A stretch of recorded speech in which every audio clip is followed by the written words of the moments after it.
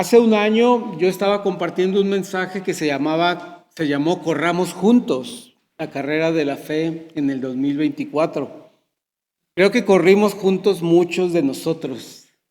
No sé si alguno de ustedes siente que no corrió con el equipo, con el grupo de la iglesia juntos. Sí, algunos se tropezaron, hubo caídas, hubo cansancio, hubo fatiga, pero otros adelantaron el paso, otros tomaron condición espiritual, condición en su vida espiritual. Y yo quiero reiterar este mensaje, no que lo vaya a repetir el mensaje, pero les animo a que sigamos corriendo juntos este año 2025.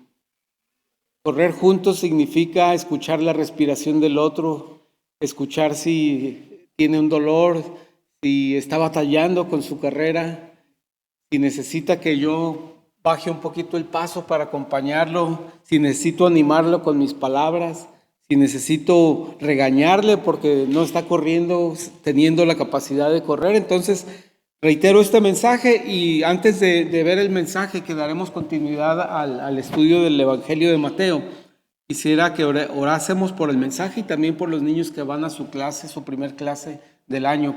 Padre bendito, eres excelso entre las naciones. Eres el rey de todo reinado, de todo reino, de toda potestad en la tierra y también en las regiones celestes. Pero más importantemente, eres el rey de nuestras vidas, de nuestros corazones. Has conquistado no por la fuerza, sino con misericordia, amor y gracia. Y nos has perdonado y nos has dado vida nueva.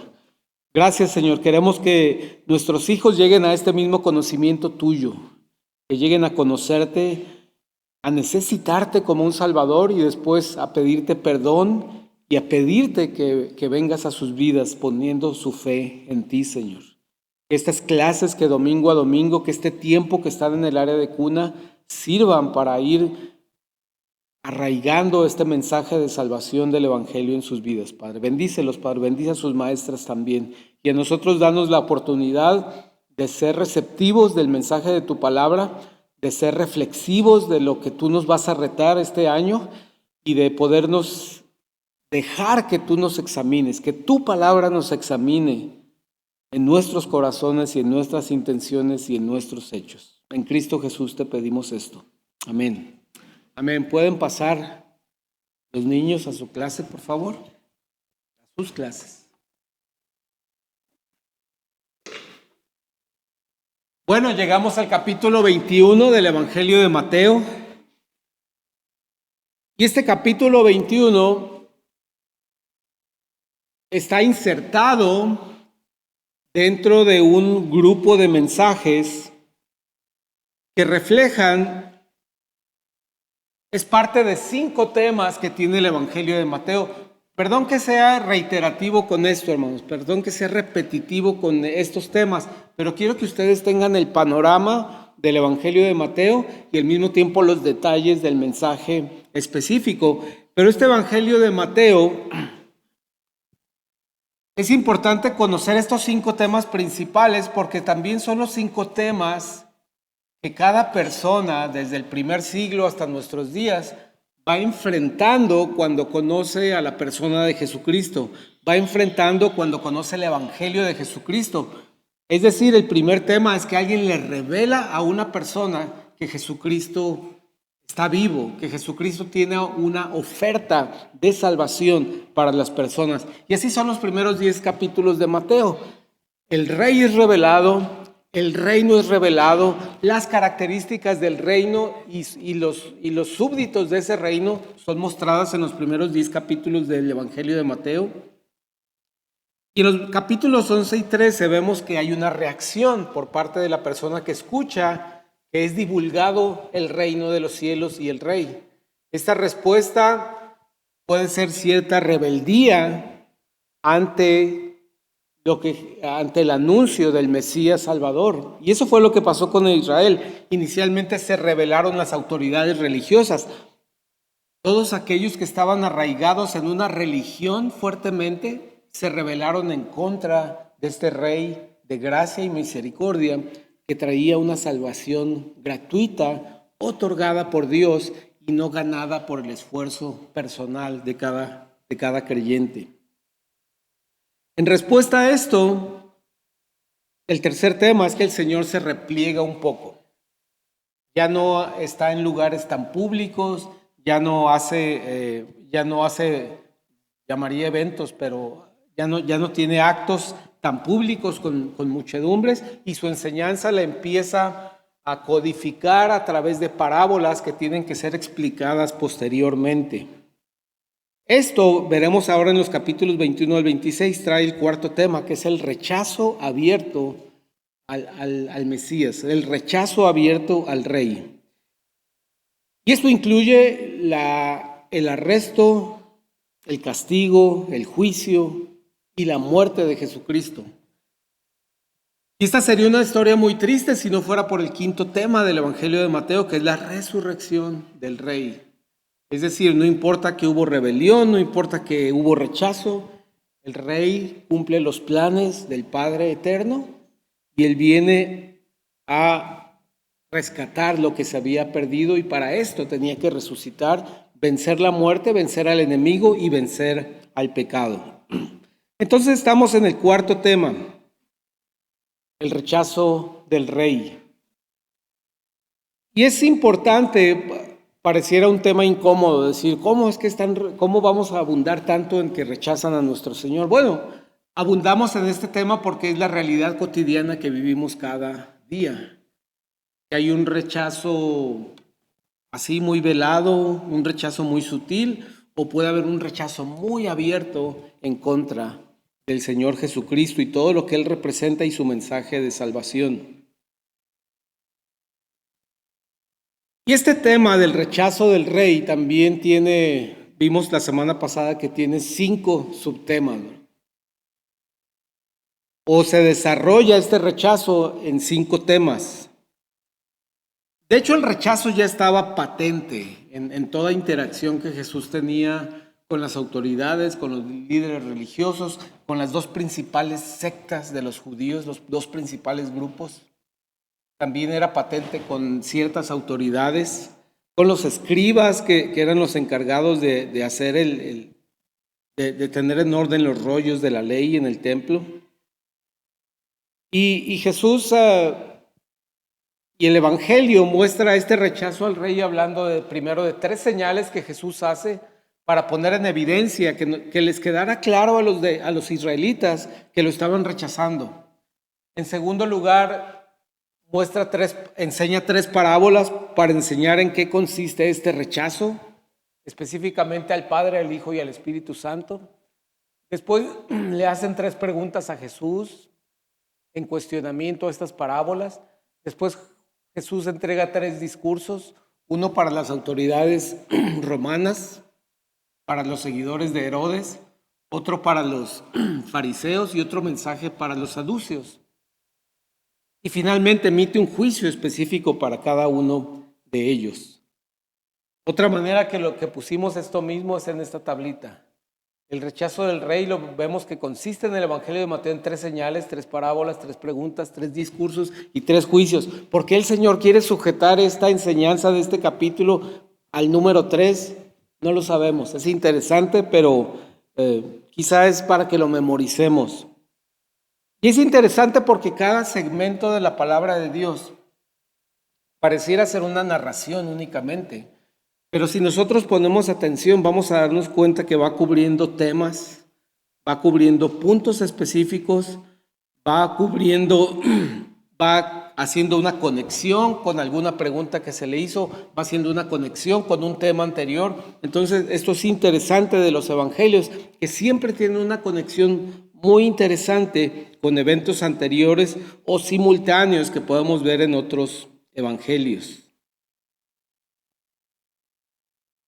Entonces, abordando estas 3 señales que tiene el Rey, bueno, fueron señales muy específicas. La primera es que el Rey, en cumplimiento a una profecía, entró a la ciudad de Jerusalén de una manera muy específica, como una profecía había previsto que el Señor llegaría a la ciudad de Jerusalén días antes de ser arrestado y de ser considerado un criminal, de sufrir el castigo, no solo por el pecado de sedición o esa transgresión de sedición que se le acusaba, sino también por ser un hereje, por asumir una identidad que las autoridades religiosas no le conferían a él.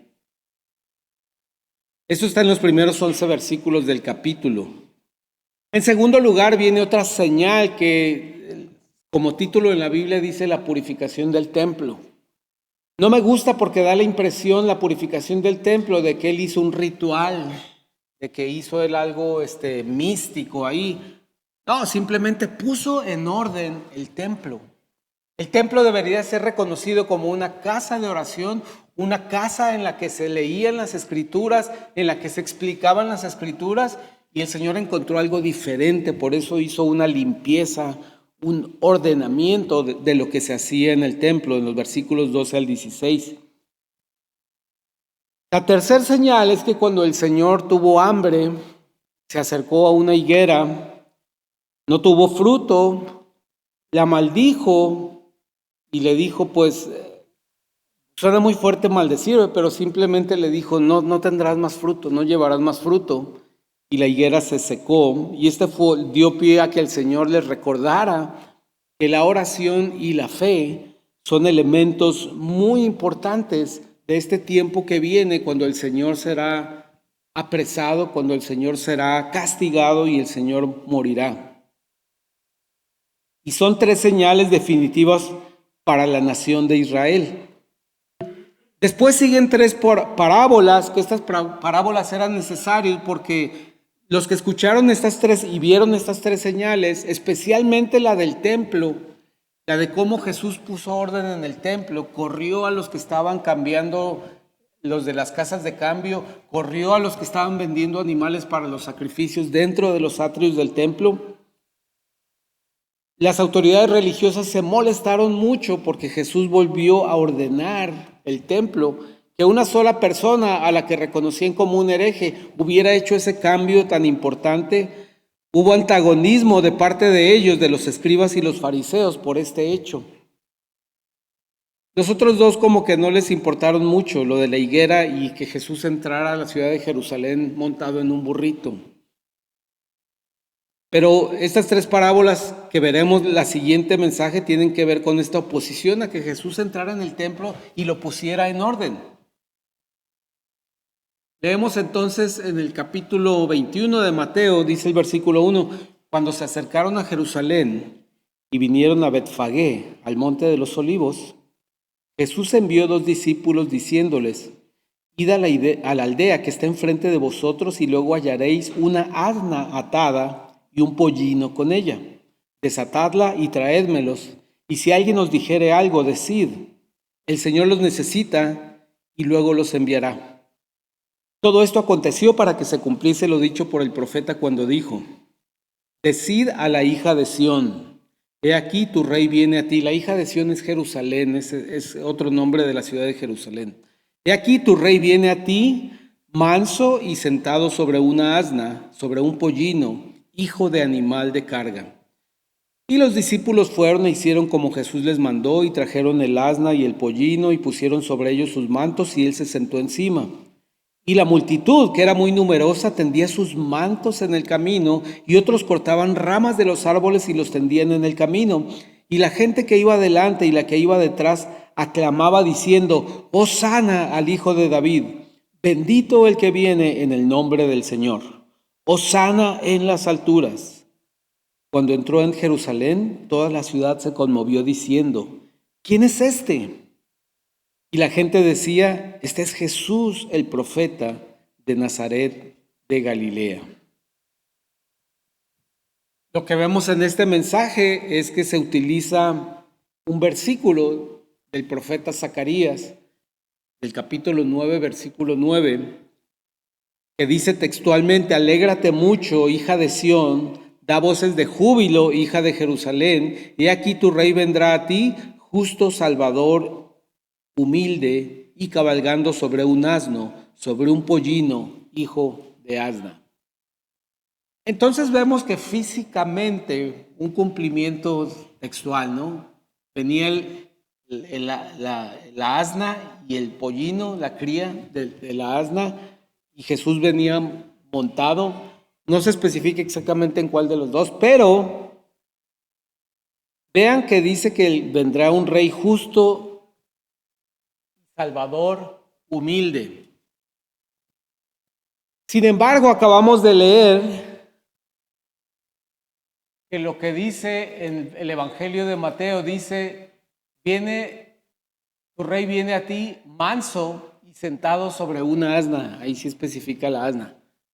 Dice manso, dice, viene tu rey manso, pero no dice justo y salvador. ¿Por qué el evangelista no incluyó justo y salvador?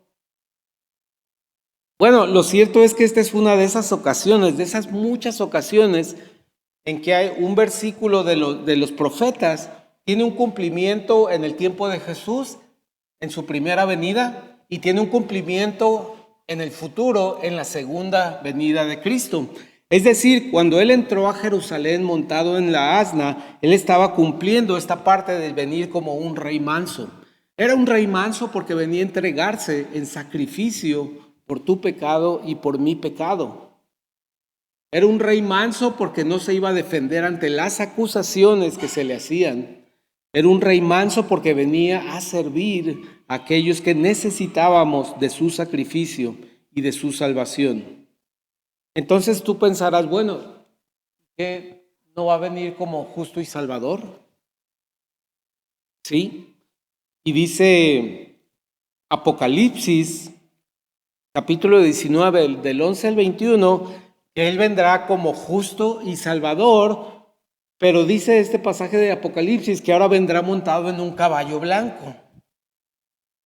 ¿Por qué al Señor le gusta establecer así las cosas utilizando una figura similar? Sí, viene montado en un pollino como rey manso, pero después vendrá como salvador y como libertador montado en un caballo blanco.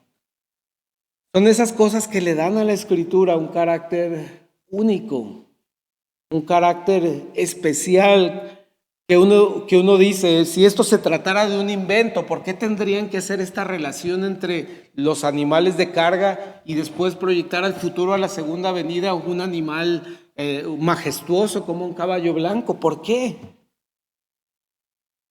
¿Quién le invertiría tanta creatividad a esto? Ciertamente es creatividad, pero es inteligencia de Dios.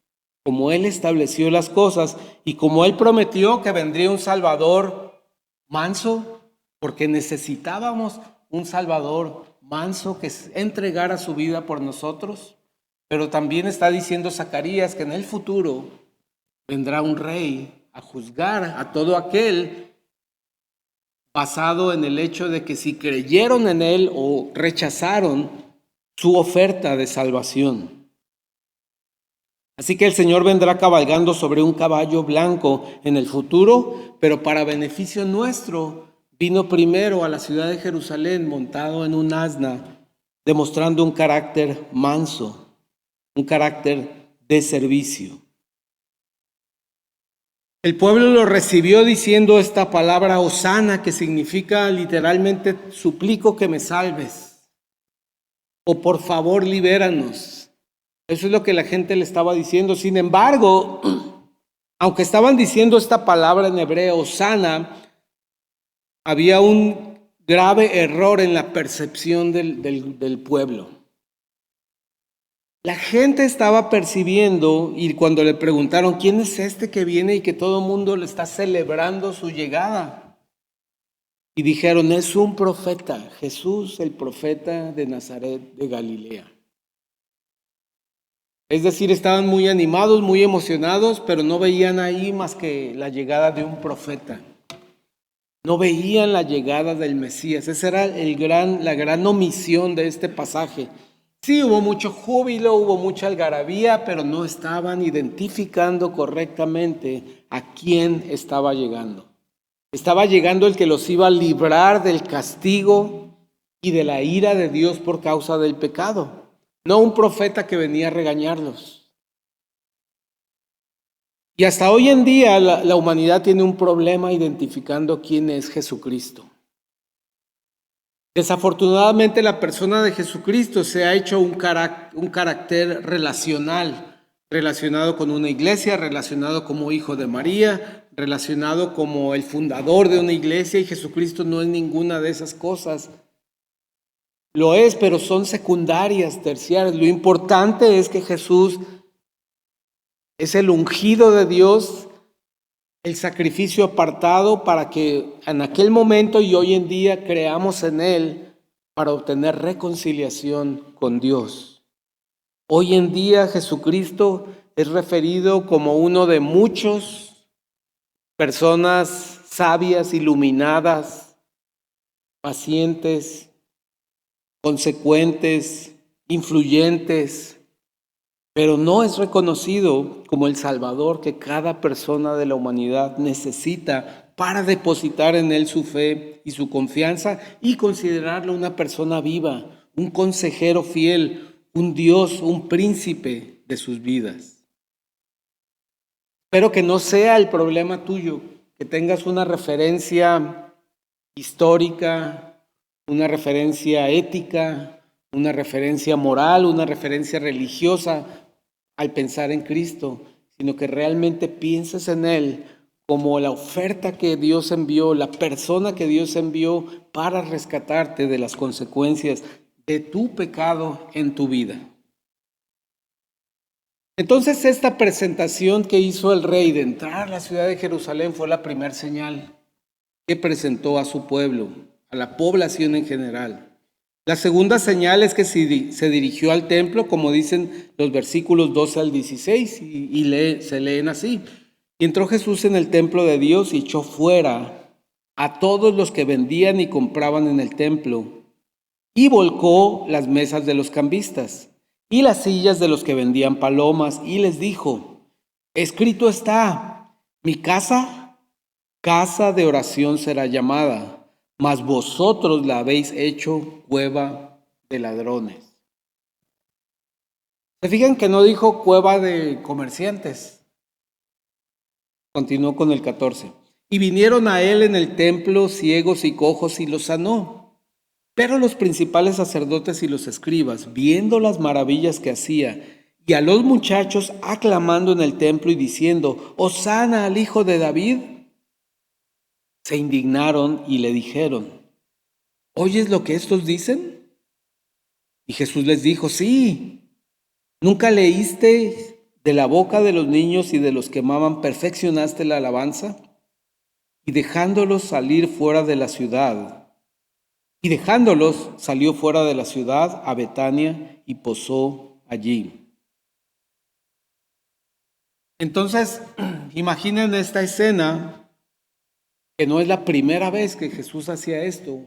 Aproximadamente unos 18 meses antes, quizá 20 meses antes, había hecho exactamente lo mismo. No lo registra Mateo, pero el Evangelio de Juan sí lo registra. La primera vez que Jesús vio que estaba este mercado y todas estas mesas de casas de cambio con los letreros de la cotización del día y de todo eso, los corrió. Dicen que tejió un látigo. No sé si solamente para hacer ruido o para golpearlos, pero ya había hecho esto el Señor. Ya les había dado a entender que su casa no era un lugar de comercio. Y por lo que da a entender ahora, no solamente era un comercio, sino era una cuestión ilegal. Había trampa, había chanchullo. A ver, en YouTube, si puede interpretar esa palabra. Había trampa, por eso le llamaba que era una cueva de ladrones. Habían convertido el templo en una cueva de ladrones. Y allí estaban las autoridades religiosas que seguramente tenían un interés en ese comercio que había. Pues eran los encargados del templo, eran las autoridades del templo, eran los que junto con los sacerdotes administraban el templo, las ofrendas, las ceremonias que había en el templo, seguramente se vieron afectados, no solamente en su prestigio, en su gobierno del templo, sino se vieron afectados, quizá algunos de ellos eran dueños de algunas casas de cambio, o alguno comerciaba con palomas, o quizá con otros de los elementos de las ofrendas.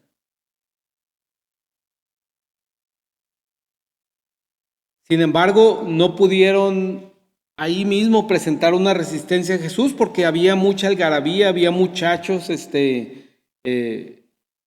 seguían diciendo, sana el hijo de David, y seguía sanando ciegos y cojos que iban a pedirle ayuda. Y el Señor les contesta mencionando algo que dice Jeremías 7:11. Pero quiero que ustedes vayan y busquen en Jeremías capítulo 7, versículos. Quiero que lo vean ustedes en su propia Biblia. Porque este pasaje dice, de la boca de los niños y de los que mamas, perfeccionaste la alabanza. Esa frase quiero que la recuerdes, perfeccionaste la alabanza. Y quiero que me digan si en Jeremías 7:11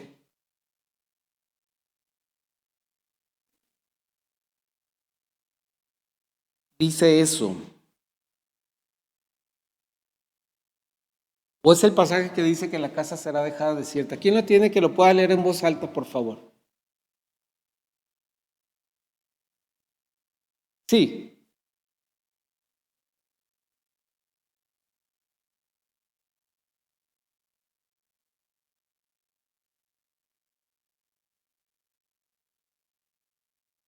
Ok, bueno, esa fue la confirmación de que efectivamente no era palabra de Jesucristo decir que era una cueva de ladrones, sino es algo que venía del profeta Jeremías.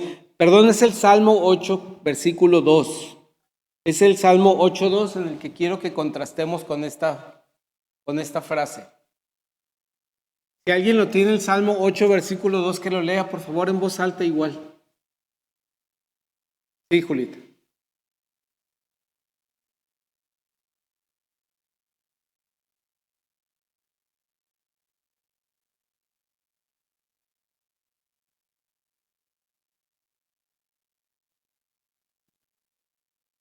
Está bien, está ahí, hermana, gracias.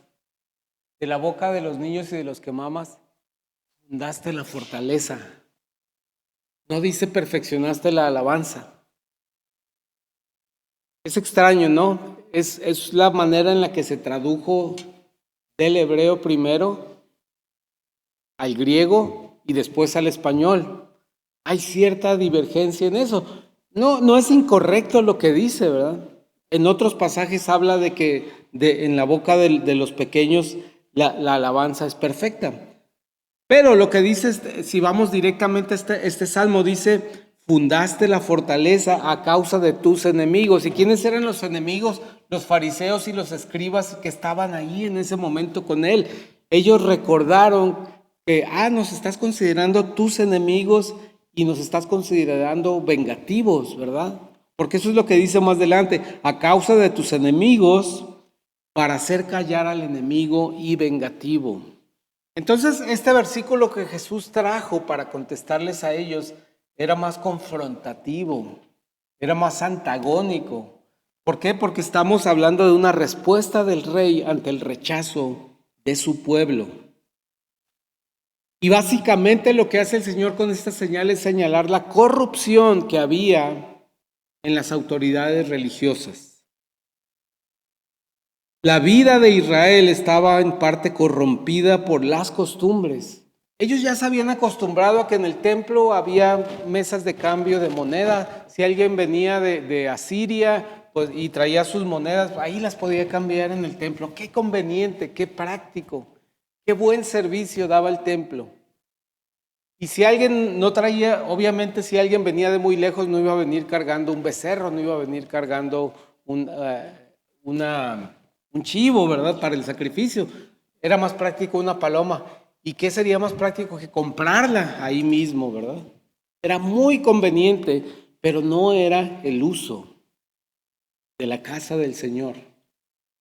Así hoy en día, aunque los templos a los que venimos no representan para nada la habitación del Señor, porque la habitación del Señor somos nosotros, somos las personas, somos los creyentes.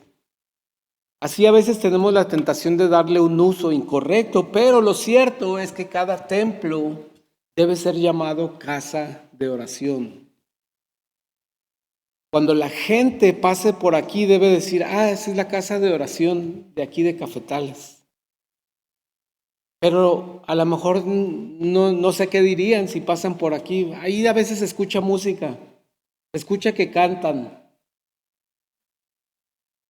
A veces hay carros los domingos, a veces hay carros los viernes, los miércoles. Pero me pregunto qué tendremos que hacer para que la gente diga y conozca este lugar como una casa de oración. Es una pregunta para nosotros importante. Qué interesante y qué trastornada estaba la mentalidad de la gente, de las autoridades religiosas en este tiempo, porque dice la palabra que se estaban haciendo maravillas en el templo. Dice, viendo las maravillas que hacía Jesús y que había un grupo de niños, de muchachos aclamando y diciendo, rescátanos, hijo de David, hosana, hijo de David. Viendo eso las autoridades, ¿qué dice la palabra que hicieron? Se fueron a abrazar a los que eran sanados, se fueron a brincar de gusto, se fueron a aplaudir a aquel cojo que de repente caminaba bien, se fueron a llevarles un dulce a esos niños que estaban tan contentos, así como hace 9 días, 2 semanas estábamos con las piñatas. Algo así pasaba. No, las autoridades no hicieron eso, dice la palabra que se indignaron. Y esa es una respuesta actual. La gente se molesta y se indigna ante la gracia y la misericordia de Cristo para sus vidas. Tú vienes con el Evangelio a ofrecer una respuesta a los problemas de las personas temporales y eternos. Y la respuesta natural y normal hoy es que se indigna. ¿Por qué me hablas de eso si yo ya tengo una religión? Aquí no hablamos ni de política ni de religión, ¿verdad? Vean que la misma respuesta que vemos en el Evangelio no ha caducado, no es vieja, no es anticuada. Es la misma respuesta que vemos en el corazón del hombre hoy en día. Se indignan ante la divulgación del reino, se indignan ante la divulgación del rey. Eso no corresponde a nuestra época, porque la ciencia ha demostrado que ni fue así, ni fue aquello, ni fue esto, ni fue lo otro. Pero la ciencia tiene más preguntas que respuestas. Hoy en día, cada que avanza la ciencia, solo encuentra más preguntas que no puede responder, al grado que ni siquiera puede explicar cómo funciona una pequeña parte de una célula, que es la mitocondria. La ciencia no sabe cómo funcionan todos los procesos bioquímicos que hay en una mitocondria. Y dicen que esa misma ciencia desaprueba y desacredita esto que dice la palabra de Dios. Esta indignación es natural, es normal de un corazón duro, pero por eso el Señor es el ablandador de corazones. Es aquel que quebranta los corazones, no para humillar, no para castigar, no para hacer sentir mal, sino para traer a la reconciliación cada persona con Dios mismo. Y finalmente, hermanos, esta última señal, la maldición de la higuera. Dice el versículo 18, por la mañana volviendo a la ciudad tuvo hambre y viendo una higuera cerca del camino vino a ella y no halló nada en ella sino hojas solamente y le dijo, nunca jamás nazca de ti fruto. Y luego se secó la higuera.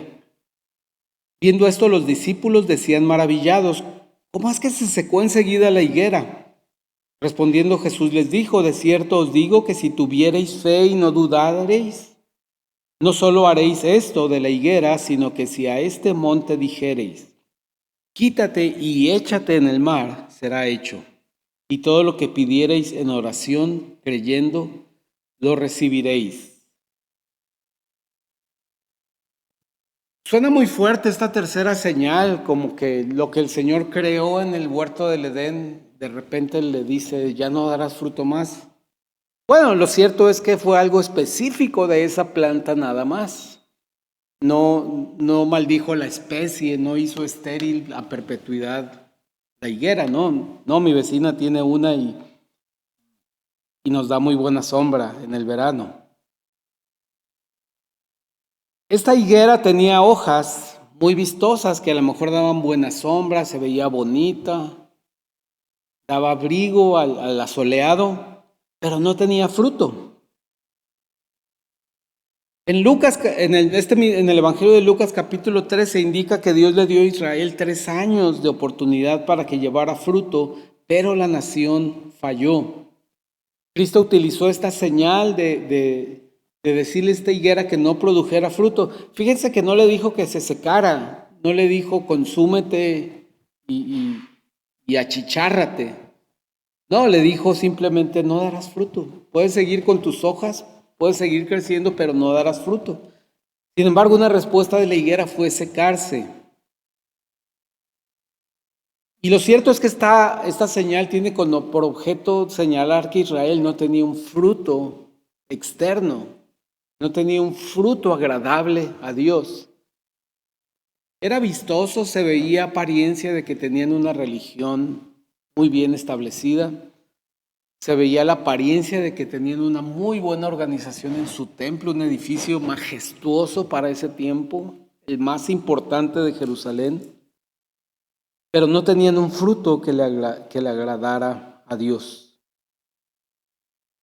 Entonces, en estas 3 señales, el Señor está mostrando a Israel su ceguera espiritual, su corrupción interna y la ausencia de fruto en sus vidas. Pobre Israel que tiene estas 3 cosas, ¿no? Y los podemos plantear así, ¿verdad? Estas 3 señales. La presentación del rey, que manifiesta la ceguera espiritual de Israel. La purificación del templo, que manifiesta la corrupción interna de Israel. La maldición de la higuera, que muestra la ausencia de fruto agradable a Dios en la vida de Israel. Pero ¿qué pasa si de repente a esta misma diapositiva, a este mismo texto, yo le quito la palabra Israel? Bueno, entonces estas 3 señales se refieren a la ceguera espiritual, se refieren a la corrupción de la personalidad de una persona, su ética, su moral, y la carencia, la ausencia de fruto agradable a Dios. Entonces ya lo despersonalicé de Israel, y esto es algo general que Dios puede evaluar y juzgar en la vida de cualquiera. Pero puedo ir más allá y personalizarlo para Manuel Castillo y decir, el Señor me presenta esta señal para que yo me cuestione si no estoy siendo ciego espiritualmente en algún aspecto de mi vida. Quizá en mi vida familiar estoy siendo ciego totalmente a su naturaleza espiritual, a las cosas espirituales que en ella ocurren. Quizá esta señal de la purificación del templo hoy en día apunta a que yo analice si en mi vida profesional, si en mi vida laboral, si estoy en retiro, pues en mis asuntos que hago día a día, si no hay corrupción, si no hay una ética pobre en eso que hago. Si en mi ministerio no estoy utilizando más mi inteligencia y mis recursos que la dependencia de Dios y las habilidades que Él me ha dado. Quizá esta tercera señal de la higuera es para apuntar al hecho de que yo evalúe si le estoy ofreciendo a Dios con mi vida fruto que a Él le agrada y le lleva a Él la honra y la gloria. Entonces ya no es de Israel solamente, no solamente estamos viendo esta demanda histórica contra Israel, sino que podemos ver este mensaje y traerlo. El Señor quiere que yo piense si no estoy siendo miope espiritualmente, si no estoy cerrando un ojo ante una cuestión espiritual que Él me está mostrando. Si en mi propio concepto que yo tengo de mí mismo tengo un concepto demasiado elevado y quizá una parte de mí es totalmente corrupta. Está tan habituada a hacer algo mal que ya lo veo como lo normal o lo veo como algo bueno incluso. Quizá he pensado que mi fruto es únicamente la apariencia que doy, lo que parezco, lo que ven, lo que escuchan de mí. Pero quizá el Señor está buscando otro fruto espiritual diferente. Quizá es algo que nadie más va a ver, quizá es algo que muy pocos van a ver. Quizá es algo que debe estar en el anonimato, este fruto que el Señor espera de mí. Que el Señor nos permita este año, hermanos, cuestionar esto y quizá abrir nuestra visión espiritual, nuestra visibilidad espiritual. Que tengamos una visibilidad muy amplia de los asuntos espirituales, que cuestionemos cada parte de nuestra vida, a ver si no está corrompida, si no hay algo que desagrada a Dios, y que entienda realmente cuál es el fruto que Dios quiere ver en mi vida. Tenemos una guía muy clara: amor, gozo, paz, paciencia, benignidad, mansedumbre, templanza. Esa es parte del fruto espiritual que el Señor quiere ver en nosotros, convertido en obras y acciones. Entonces quedamos en este punto para la próxima sesión. Hablar sobre estas 3 parábolas. Espero que ya el próximo domingo llegue mi hermano Raúl y también Oscar, que están fuera de la ciudad. Pero que el Señor nos lleve a correr juntos, hermanos. Yo les invito una vez más, corramos juntos. A lo mejor tú dices, no entiendo qué es correr junto contigo, correr junto con esta gente. Bueno, pues vamos a platicar qué significa correr juntos. Búsqueme, hablemos, platiquemos, discutamos sobre correr juntos, para que más se puedan unir a esta carrera de la fe que tenemos delante de nosotros. Oremos. Padre bendito, gracias, Señor, nos pones un reto, Señor, al ver este pasaje donde tú cuestionas la corrupción de la persona, la ceguera espiritual y el fruto que a ti te agrada, Señor. Queremos sentir este cuestionamiento hacia nosotros mismos, que tú nos examines y tú nos muestres lo que es agradable a ti. Que tú nos muestres cómo esto se traduce en ideas y acciones que son de beneficio para nuestro crecimiento y para la labor de tu iglesia. Gracias, mi Dios. Bendice a cada persona en necesidad. Bendice a cada persona en enfermedad. Bendice a cada persona en confusión, en dolor, en crisis. Acompáñale, Señor. Permítenos pedir ayuda, permítenos ofrecer ayuda, permítenos intercambiar ánimo, esperanza, bendición. En tu nombre, Padre, en Cristo Jesús oramos. Amén.